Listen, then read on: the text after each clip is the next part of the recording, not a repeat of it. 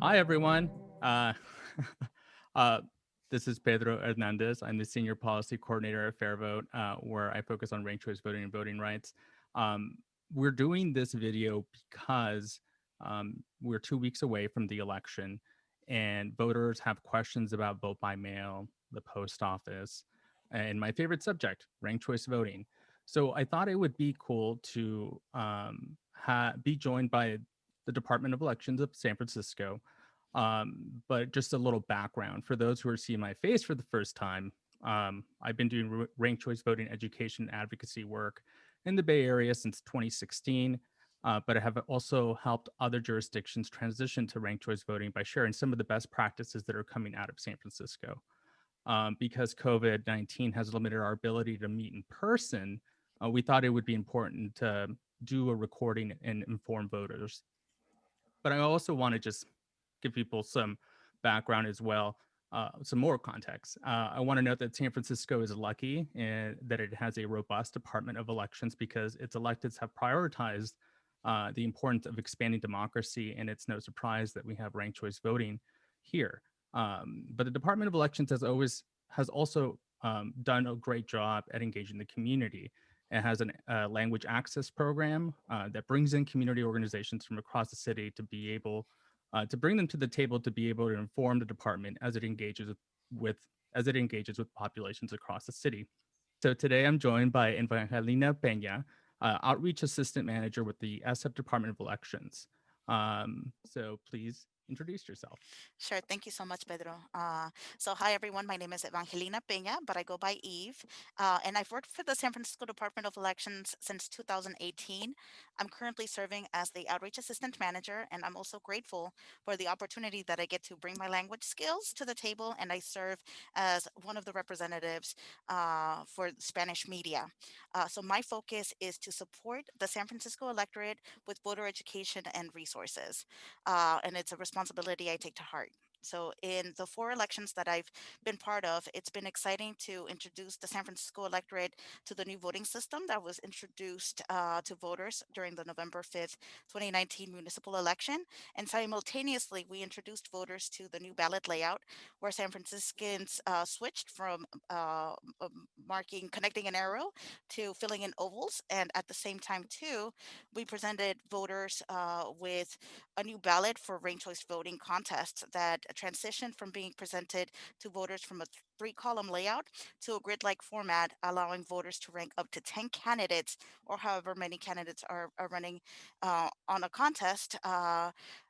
Instead of three candidates as in the past. And then for the November 3rd, 2020 election, as a result of the COVID pestilence, the department has really focused on saturating voters with information of how to safely and securely have access to the polls using primarily a three-pronged outreach plan. So first, we focused on mailings and digital communications. Second, we focused on digital outreach strategies, in addition to smaller in-person gatherings, but we also definitely beefed up our presence online with the community. And third, of course, our local partnerships. So it's just amazing to really be here and collaborate with FairVote to get this information out to voters. Great. So I want to make sure that we cover ranked choice voting. So for many voters, this won't be their first ranked choice voting election, but for some, it may be, if they're new voters in the Bay, it might be their first time. And however, it may be that some time has passed for some voters since they last used ranked choice voting to elect a supervisor, because this year, all the odd number districts are up for election, and because of term limits, you may have not seen a competitive election in some time. So it might have been 8 years since you last saw a competitive ranked choice voting election in your district. So we wanted to give a little refresher to folks. Um, so some background. Oh, I have this slide deck. So why don't we start showing that? There it is. San Francisco has used ranked choice voting since 2004 to like many of its offices. Ranked choice voting gives voters more choice and a stronger voice, because voters can actually vote who they really believe in, And if your favorite candidate can't win, your vote can count for your next choice. It promotes fairness because every winner is more broadly representative of the electorate. And it minimizes strategic voting, so you don't have to pick a lesser of two evils. You can vote with your heart, you can vote with your values, you can pick a first candidate who is your favorite, someone who people might perceive as an underdog, but maybe they're not. So you can put them first, then you can have a second choice after that. I like to think about it as like my first choice is my absolute favorite, my second choice is my backup choice, and my third choice could be someone I could live with. But also in San Francisco, we have a new ballot, so we actually have greater choices. We actually can rank up to 10 candidates. Voters may not see 10 rankings on their ballot because of the number of candidates there are in their race, but it really depends on how many candidates there are running in that particular race. But we have the ability to rank up to 10. It reduces costs because there's no primary or runoff. It used to be the case that we had runoff elections and they would cost $3.7 million each for a citywide runoff. And it supports greater participation as well, because it used to be the case that only 3 and 5 voters would actually show up to the December runoff. But now with ranked choice voting, we see much more votes count in that decisive win. When we look at the way voters are ranking their ballots, we know that up to 86% of voters' choices end up counting in that final round, and that is just greater democracy. So how does it work? It's my favorite part. So actually, let's go back to the ballot. I put, everyone picks their first choice candidate, a second choice, a third choice, and so on, right? And then we count everyone's first choices. If a candidate has 50% plus one of first choices, they win. There can only be one person who has 50% plus one of votes. But if no candidate has that amount of votes, the candidate that comes in last is defeated, and the votes for that candidate are counted for those voters' next choices. I'll say that again because that's the part that sometimes people want clarity on. So if no one has 50% plus one, the candidate that comes in last is defeated, and the votes for that candidate are counted for those voters' next choices. And then we look again. Did a candidate get 50% plus one? If not, then we do that again. The candidate that comes in last is defeated, and then we repeat that until we get our winner. So this is from a piece of literature that FairVote California put out a few years ago. I think it's cool to see it in just one frame, so I just wanted to share that in case folks wanted to screen grab that. And some points that I also want to make sure folks know is that under ranked choice voting, voters only have one vote, right? And you rank that vote. So ranking a candidate, your favorite candidate, more than once doesn't really help them because your vote only counts for your next choice if your first choice is defeated. So, having a second and third choice candidate on your ballot actually doesn't hurt your first choice candidate. And we see, here's a slide describing the 2018 election. That was the mayoral election of, June 2018. And we saw actually more voters vote in the ranked choice voting contest than in the gubernatorial primary that year. And turnout was pretty high for San Francisco as well. What we observed is that 70% of voters used the 3 rankings that were available to them at that time, and that 86% of voters selected at least 2 candidates. And we actually saw less ballot errors as well. In fact, we saw a higher level of ballot errors in the race for governor compared to the San Francisco mayoral election. At the end of that count in that mayoral election, we saw that 9 and 10 ballots actually were counted towards the final decisive round. And then, come 2019, we actually saw the introduction of a new ballot, a grid style ballot that we're going to cover today. So voters will probably want to know, like, will ranked choice voting matter in my district election? Usually we see you can rank your ballots when you have 2 candidates, but you can also, it's when we have more than 2 candidates that the rankings really, really matter. So why don't we talk about that a little bit. Okay. Well, first and foremost, not every voter is going to see ranked choice voting on their ballot for this election because it's something that's only going to be available for those residents of odd numbered districts. So we've covered that 1, 3, 5, 7, 9, and 11. We'll see ranked choice voting to elect the member of the Board of Supervisors to represent their districts. And for some of these districts, there's only one candidate running. So in that case, you'll still have an opportunity to indicate your writing candidate if there was one. But it's really an opportunity for you to see that even though you can rank up to 10 candidates in a ballot, you might not necessarily see that all of the time if there's only a couple of candidates that are actually running. So let's talk about this one. So common ranked choice voting mistakes to be conscious of is if you rank a candidate multiple times on your ballot, as we covered, it's not going to help that candidate more so than just ranking them once.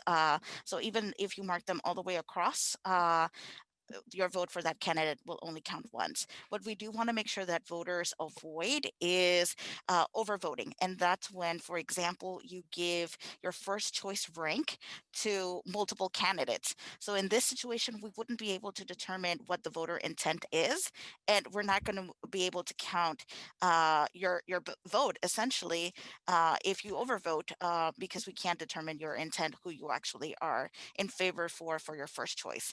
Something else to be conscious of to avoid when marking a ranked choice voting ballot is to not give multiple rankings to the same candidate. So again, this does not help your candidate. It doesn't hurt your first choice candidate also if you select multiple people. So it's one person, one vote, and similar here in ranked choice voting. If there's clear intent that your candidate under your first choice is who you want to vote for, we'll count that first. Only if they were to be eliminated, ranked choice voting really is your opportunity to have your backup plan.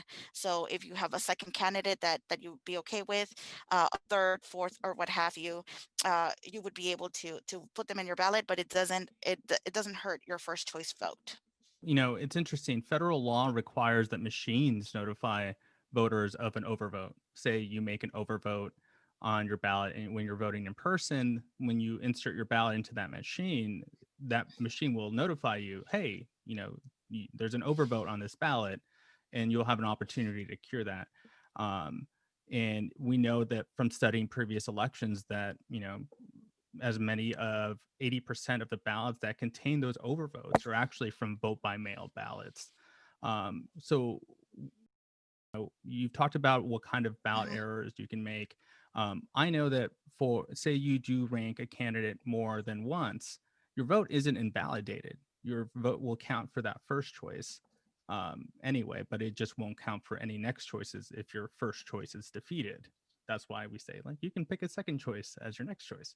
And it's only those overvotes where you rank more than one candidate in that first position, or you rank more than one candidate in a subsequent ranking when that subsequent ranking is where your ballot is going to count towards, right? So what can voters do and what should voters know if they make a ballot mistake on their ballot and they say, whoops, what should I Great do? question. So, one of the first things that voters can do is request a replacement ballot.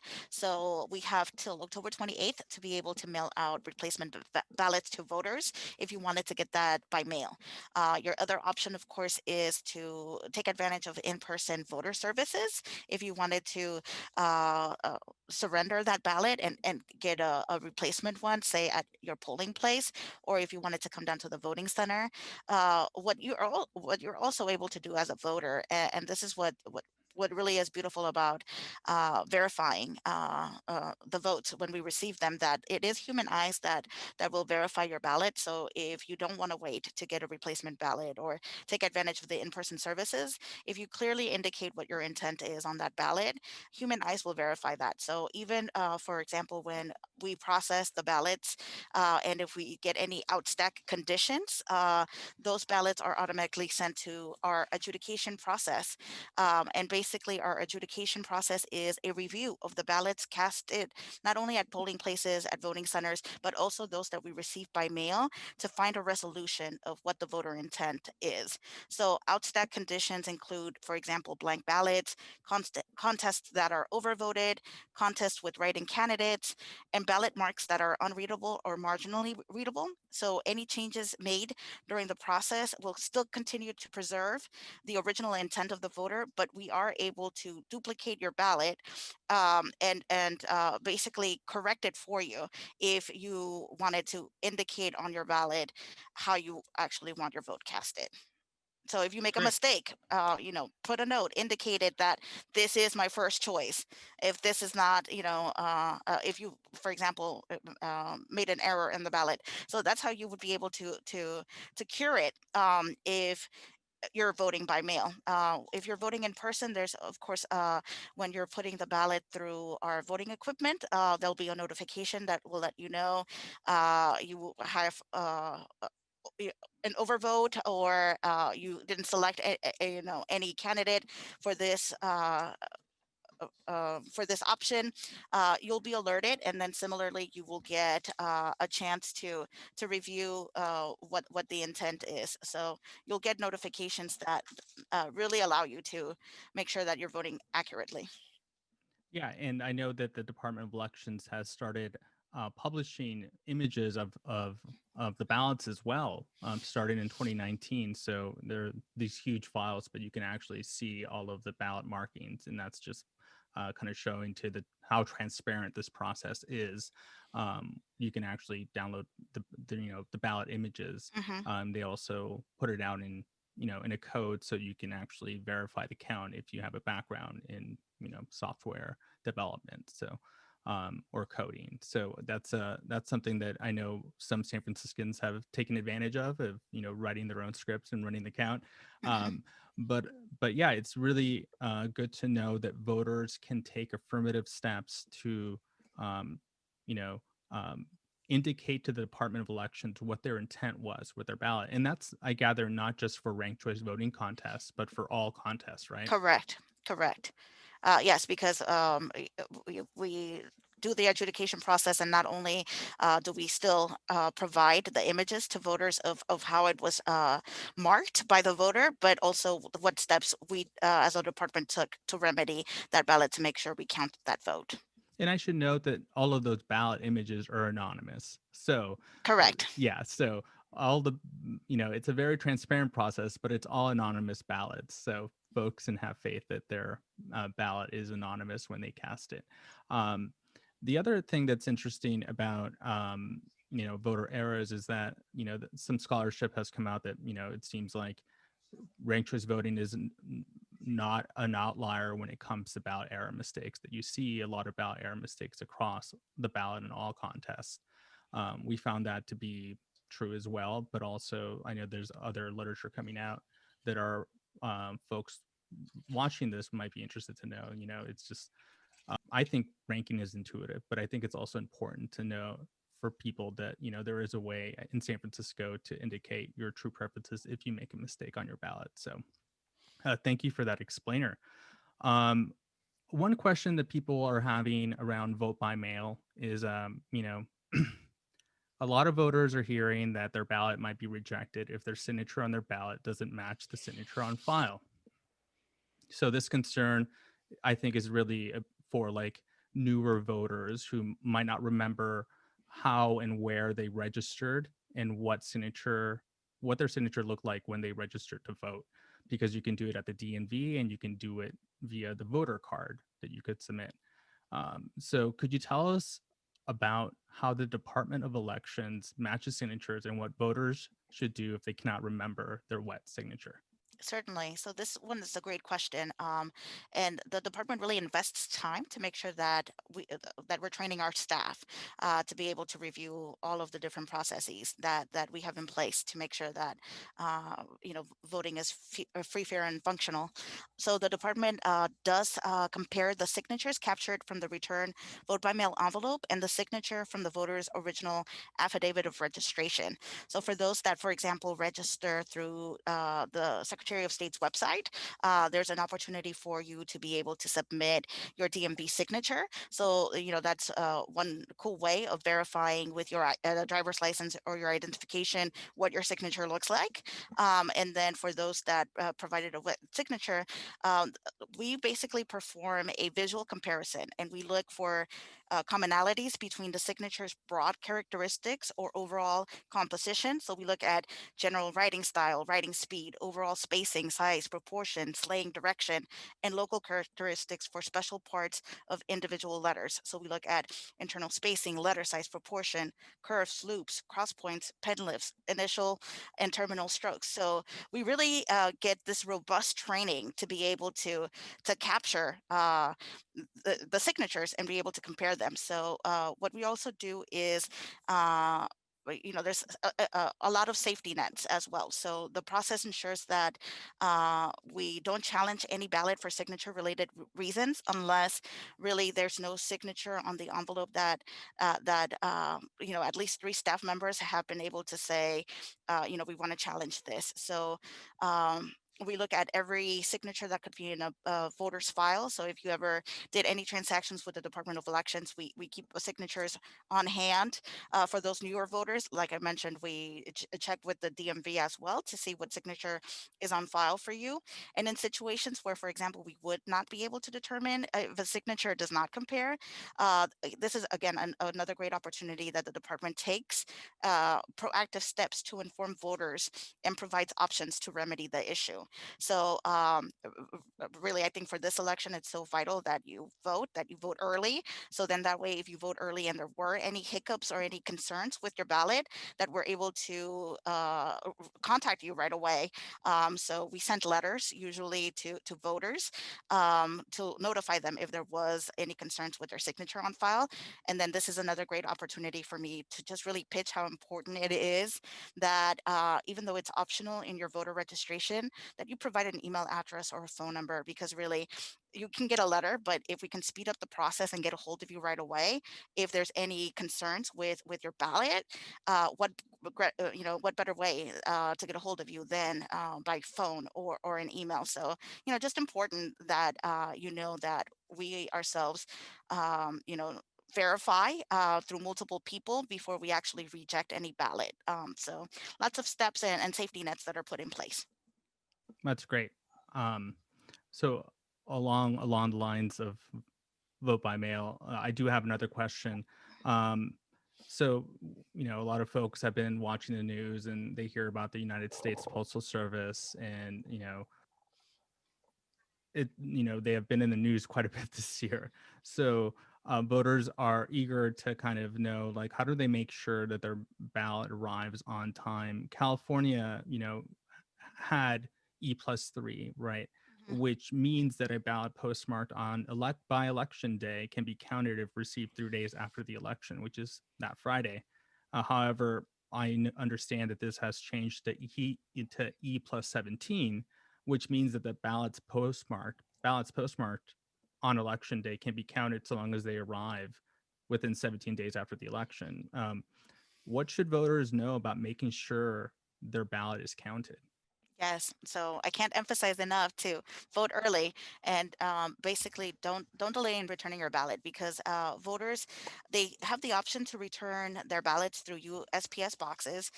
No stamp is required. Our return envelope is postage paid, but it's very important to note pickup time. So if you're going to wait till the last minute to mail your ballot through USPS, ensure that there hasn't been a pickup time that you've missed to ensure that your ballot is posted postmarked on or before election day. So voters can take advantage also of dropping off their ballots in person. So here in San Francisco, we not only have the voting center that you're able to drive and drop off your ballot, bike, scooter, however you prefer, or personally, come and drop it off at our collection drop off locations. But for the first time too, we're going to provide additional drop off locations where voters are able to return their ballots in a safe manner. So if you don't want to use the USPS boxes, starting October 31st, there will be additional sites that you're able to drop off your ballots. And then one important tool to note here, and thank you for showing this slide, is that voters can really take advantage of not only our voter portal at sfelections.org/voter portal, where you're able to track your ballot to make sure that one, we've received it back, and then two, most importantly, when we actually count your vote, but also voters at the state level, they're able to take advantage of where's my ballot.sos.ca.gov. And this is a great tool from the Secretary of State that you're able to sign up for a notification. So if you want to get a text alert, a voicemail, an email, however you prefer to be alerted of when we receive your ballot and when it's counted, these are great ways for you to ensure that if you put it through that USPS box, that it's already been received. If you're waiting till the last minute, perhaps you want to take advantage of dropping it off in person. And then also here in San Francisco on election day, we'll continue to have our polling place locations. And for this election, we're anticipating having 588 polling places. And here also you're able to drop off your ballots, bypassing, of course, in some locations, physically coming in person. So if this is a better outlet for you, especially if you're waiting till election day to submit your ballot, drop it off in a secure location so we get it in time. So E+17 is great, but you really want to ensure that if you're dropping it off through USPS, that it's not going to be counted late if you've already missed that cutoff for ballot collection on election day. So that's important to note. So there is one question I do want to ask about just voting in general, as well as that we know that the voter registration deadline was yesterday. So um, that, however, California does have conditional voting, um, where voters can actually vote, register, and conditionally vote um, after the election deadline through election day. Could you give voters some advice about how to do that safely? Certainly. So, if you didn't get registered for this upcoming election by October 19th, then you can no longer take advantage of getting your vote by mail ballot. So now your only option, if you choose to and continue to want to participate in the election, which we encourage you to, is to physically come in person at the voting center, which is open, now and every day. So Monday through Friday from 8 a.m. to 5 p.m. we're open, and then on Saturdays and Sundays, we're open from 10 a.m. to 4. So you have to physically come in person to register, conditionally register to vote and receive a provisional ballot so we can verify that you're eligible to vote. And then you can also, if you don't want to do it, early, you can wait until actual election day and be able to take advantage of registering and voting on the spot at your neighborhood polling place. So for this, it's also important to note that when you receive your voter information pamphlet, you have indicated there where your polling place location is. And if you hadn't registered and received your voting materials, you can still take advantage of contacting the department so we can make sure that we get you to the closest polling place. Because since we talked about ranked choice voting, for some voters, if you go to a polling place that's not in your immediate precinct, you might not get the contest uh, that you're eligible for. So we want to make sure, especially if you're in an odd number district, that you're going to get the right ballot where you're going to see, that contest for your district supervisor. Yeah, but if they come to City Hall They can get the contests. You can. Yes, so if you live in District 1, you can Hmm. come to City Hall and same day register and vote for that District 1 election. Same with District Correct. 3, 5, 7, Correct. 9, and 11. All right, Yes, at the great. voting center, you're gonna get exactly what you need. Then if you wait, till the last minute and go to a polling place, that's where we want to make sure that you're going to the one that corresponds to you. And then one thing to note too is that for the precautions because of COVID, our voting center actually relocated, so it's no longer inside of City Hall. Right. Voters are now able to go to our voting center that's outdoors in front of the Bill Graham Civic Auditorium. I consider it all City Hall, but yeah, totally. It's not at the basement of City Hall, so it's going to be outside of Bill Ground Graham, which is floor, its ground yeah. floor. I Correct. I went and dropped off my ballot there Oh, very last nice. week, so I'm already good. Well, Um, thank you for being a voter. I did it as soon as my ballot came. Just filled it out and dropped it off because I wanted to make sure it gets counted. Hmm. Which leads me to this question, Hmm. which is with ballot result, a lot of folks have been saying like, oh, vote by mail generally causes the delay and finality for a lot of the elections. Historically, the Department of Elections releases 4 preliminary results on election day, and 1 update per day until all the votes are counted and processed. And in that, they also do the ranked choice voting count every day after the election as well, and on election day as well, just so folks know. As someone watches the election results, I think it's important to know that if it's a really close election, vote by mail ballots can delay the finality of the results depending on how it went. We've seen that with a few other races. Um, and however, I know that in California, we're allowed to process vote by mail ballots. And then on election day, those are processed and announced, right? How does the Department of Elections handle these ballots before election day? And what I just described. And is it any different this year? And what are you seeing actually? I'd be curious. Yeah, so it's not any different this election compared to other elections in the amount of time we have to report final election results. So we still have 30 days to certify the election. So it's important, again, we continue to encourage voters to vote as early as possible. So that way we can have ample time to process the ballots. So already we've seen record numbers of the number of ballots that we're receiving. So as of October 19th, we've already received a little north of 132,000 ballots, and these votes will be included in the first preliminary election results that are going to be released at the close of polls on November 3rd at 8 p.m.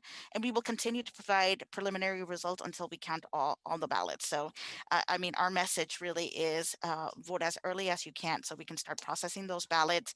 And ballot processing is open to public observation. So if you are interested in verifying the work that we're doing, we encourage you to participate, and we encourage you to take advantage of this through our live stream on sfelections.org/observe. And voters who wish to to follow the status of their vote can continue to track that ballot through our online portal. Really, San Francisco does a great job of letting you know exactly where in the process your ballot is. So if there was a concern about your signature or what have you, the earlier you do it, the more time you have to really remedy the situation before we certify election results. And that's really useful information for folks to know who are going to be eagerly awaiting, like, oh, what's going on in my district, and what's going on. So vote early, get your ballot in early. Hmm. The more ballots that are counted early on election day and that week, the sooner you'll know And track your the ballot results so of you that have election. reassurance. Hmm. Absolutely. That's great. So we do have this ranked choice voting video that the Department of Elections created. It's a new video, right? That just came out this Correct. year. All right, cool. That's really exciting. We just came out with the video too. Oh, very Uh, nice. so it's really great.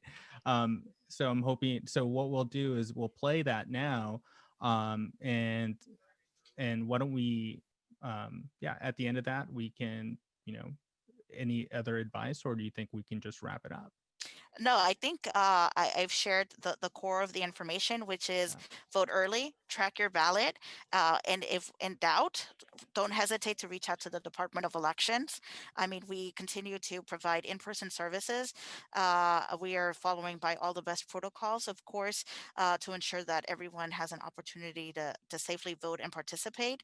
So you have lots of options as a voter, and again, we do have a robust department with lots of resources and tools that we can offer for you. If you need print materials, if you need digital materials, we've got you covered. And take advantage of our website. It's a wealth of information, and take advantage of the representatives who are really here to serve and help you in your voting experience. So, thank you so much, and Yeah, participate. and I'll add that the Department of Elections website is a great resource for folks, and I know that San Francisco's education model and the materials it puts out for ranked choice voting are probably the model in the country. So it's really exciting to kind of lead people in that direction. Um, I'm also really grateful for your time this afternoon, Thank you. and will be and excited to share this video. But what I also want to encourage voters to do is don't forget to rank your ballots. So you have ranked choice voting, so take advantage of that. So here we go. The San Francisco Department of Elections has prepared this presentation to provide essential information about ranked choice voting. In the upcoming November 3rd election, voters living in odd-number supervisorial districts 1, 3, 5, 7, 9, and 11 will use this voting method to elect members of the Board of Supervisors to represent their districts. There are 4 sections in this presentation. The first section will cover ranked choice voting background. In the second section, we will review how to mark a ranked choice voting contest. In the third section, we will go over how the counting of ranked choice contests works. In the final section, we will review available tools and resources that voters may use to get familiar with ranked choice voting. After we cover these topics, there will be a short quiz to test your ranked choice voting knowledge. Ranked choice voting allows voters to rank candidates in order of preference and eliminates the need to conduct separate runoff elections. In March 2002, San Francisco voters adopted ranked choice voting as an amendment to the city charter, and it has been used in every election since 2004. San Francisco voters use ranked choice voting to elect representatives for most local offices: mayor, assessor recorder, city attorney, district attorney, public defender, sheriff, treasurer, and members of the Board of Supervisors. Next, we will review how to mark a ranked choice contest. For contests that use ranked choice voting, the names of candidates are listed in rows on the left side of a ballot grid. Numbered rankings appear in the top row. Voters can rank all available candidates in a given contest up to a maximum of 10 candidates, using the columns on the ballot to indicate their choices. To rank, for example, Beach 1st, Forest 2nd, Ocean 3rd, Glacier 4th, and Desert 5th, fill in the ovals as shown. Fill in the oval in the first column in the row for Beach. Fill in the oval in the second column in the row for Forest. Fill in the oval in the third column in the row for Ocean.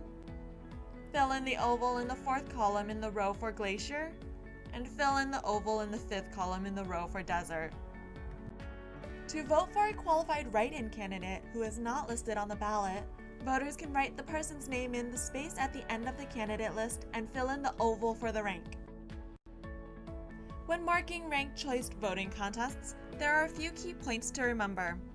First, please do not give the same ranking to multiple candidates. In other words, do not fill in more than one oval in the same column. For example, Ocean and Mountain cannot both be your first choice. This is called an overvote. If you give the same ranking to multiple candidates, your vote in that rank and later ranks will not count. Second, do not rank the same candidate more than once. For example, Glacier cannot be both your third and fourth choices. This is also an overvote. If you rank the same candidate multiple times, your vote for that candidate will count only once. Here is another example of an overvote that you should avoid. Mountain is selected in all 10 rankings. In this case, your vote for Mountain will count only once. If Mountain is eliminated during counting, your vote for that contest is exhausted because no other candidates are ranked. Third, you may rank as many or as few candidates as you like in the given contest. For example, you could rank just your first 4 choices. First, beach, second, desert, third, mountain, fourth, forest. It is all right to leave columns blank for candidates you do not want to rank. As you've just learned, in a ranked choice voting contest, you may but do not have to rank all candidates in a contest. But keep in mind that ranking other candidates does not affect your first choice. Your second, third, fourth, and other choices will be considered only if your first choice candidate does not win.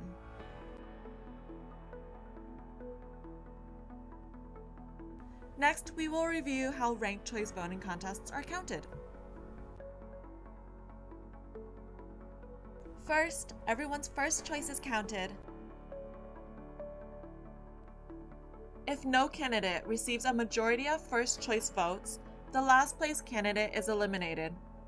Voters who selected that candidate have their next choices counted instead. For example, if your first choice was Glacier, but Glacier received the fewest first choice votes, your second choice, Ocean, will be counted instead. This cycle repeats until there is a majority winner. Next, we will learn about available tools and resources that voters may use to get familiar with ranked choice voting. Voters may use a sample ballot in their voter information pamphlet arriving in October to practice marking a ranked choice voting contest before marking their official ballot. The voter information pamphlet also has a page dedicated to explaining ranked choice voting. Voters can find information about ranked choice voting on the Department of Elections website at sfelections.org/rcv, in their voter information pamphlets arriving in October, or in the instructional inserts enclosed with vote-by-mail ballot packets that will be mailed to all registered San Francisco voters this fall. Now let's test your knowledge of some of the information covered in this presentation. Does a voter need to rank all candidates in a ranked choice voting contest? No. A voter may rank as many candidates as they like, up to a maximum of 10 candidates. If the voter does not want to rank some candidates, they may leave columns blank. Can a voter give multiple candidates the same ranking? No, if a voter gives multiple candidates the same ranking, this is an overvote. The voter's vote in that rank and later ranks cannot be counted. If a voter really wants their first choice candidate to win, should the voter rank that candidate as their first, second, and third choice, and so on? No. If a voter ranks the same candidate as their first, second, and third choice, and so on, it is the same as leaving the second, third choice, and so on blank. The voter's vote will be counted only once for that candidate. This concludes our presentation. All the information covered today and many other resources are available on our website, sfelections.org. If you have any questions, please do not hesitate to call us at 415-554-4375, visit our office in City Hall, room 48, or email us at sfvote@sfgov.org. Thank you.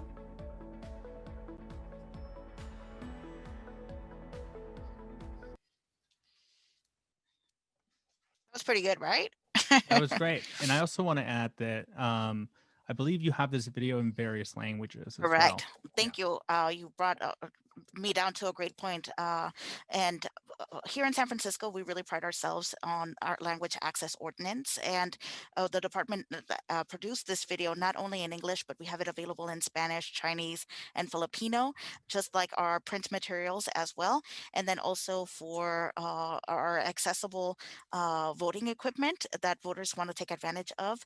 That's another great way to also mark your ballot because it's basically a tablet, very intuitive intuitive for you to be able to make your selections when you're voting. So lots of great resources. And one last thing I forgot to note as well is that we also produced a really cool tool on our website where you're able to practice marking a ranked choice voting ballot, and the system itself would let you know how your ballot would be interpreted if you were to mark it how you're thinking of marking your actual ballot. So it's really cool tools, part of our digital portfolio of resources that the department provides in multiple languages. So thank you for noting that. Yeah, why don't I just do a quick share of that? Sure. So here's if you go to SF Elections, you can get to this practice ballot where you can put your first, second, and third choice and so on. So I can put ocean, mountain, beach. I only have 4 choices. And then you can submit that. And it says, I didn't rank all my candidates, but you don't have to. So, Hmm. um, Or same uh, if you marked two of the options for your first choice, it would let you know, hey, this is actually an overvote. So yeah, here you go. This is an overvote. And that's because we can't tell who your first choice would really be. is. Right. So, but yeah, so that's really great. And if you go to YouTube, you can actually type in SF elections. And if you arrive at the playlist, you can actually see, uh, voter education materials in different languages here. So just want to flag that for folks who are looking for ways to educate their peers and communities. Yes, very important. Great. Share it on social media. Well, Ev, thank you so much for taking the time to speak with me again this afternoon. And turn out, folks. This is going to be a really big election. It's a presidential year, but also who we elect locally has a huge impact on everyone's lives who lives here in the city. So make sure you get out and vote. Yes, thank you so much, Pedro.